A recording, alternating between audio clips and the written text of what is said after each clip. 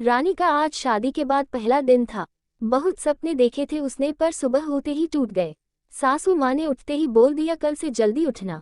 उसने सोचा थोड़ा प्यार से ही बोल देती। खैर कुछ दिन और बीते, उसे समझ में आया कि उसका पति अनिल है तो बहुत अच्छा, उसे प्यार भी करता है। पर रानी बस अपनी सासू माँ के ताने ही सुनती रहती। पति के साथ तो मौका ही नहीं था दो पल बैठने का।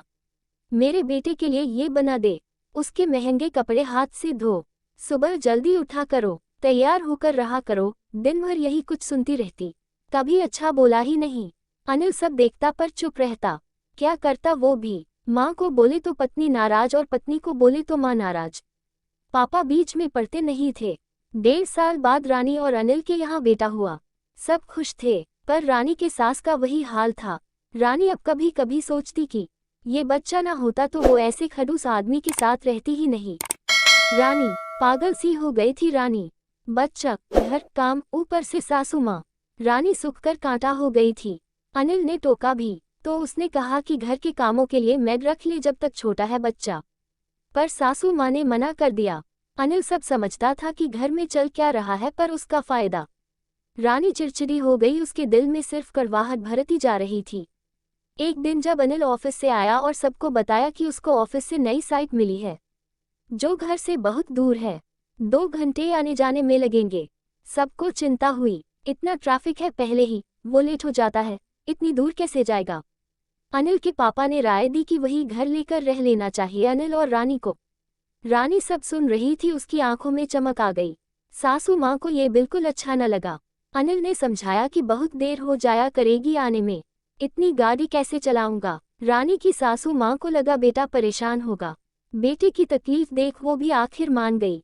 फिर सासू माँ ने अनिल को बोला कि हमने तेरी शादी में दहेज का सामान तो लिया नहीं, अब मांग ले इसके पापा से।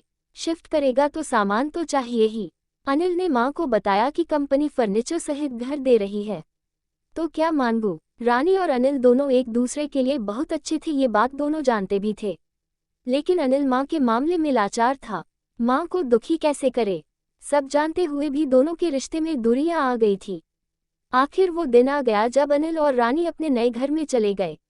रानी अगले दिन जल्दी उठ गई कि आज अपनी पसंद का टिफिन बना के देगी। उसने सोचा अब तो ऑफिस पास है तो अनिल और थोड़ा देर तक सोएगा। पर अनिल तो नहाने की तैयारी कर रहा था।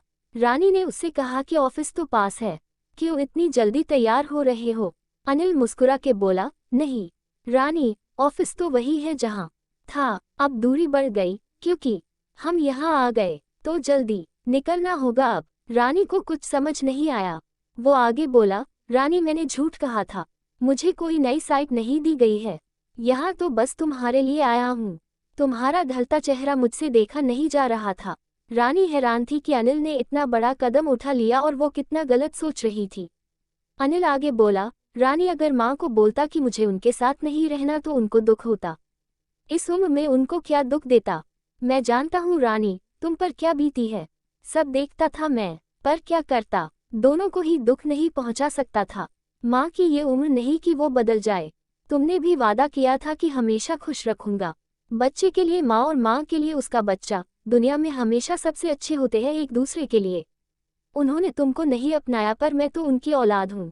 मेरी तकलीफ देख उन्होंने झट से मुझे भेज दिया, पर यही मैं सीधा बोलता तो सारी उम्र वो दुखी रहती।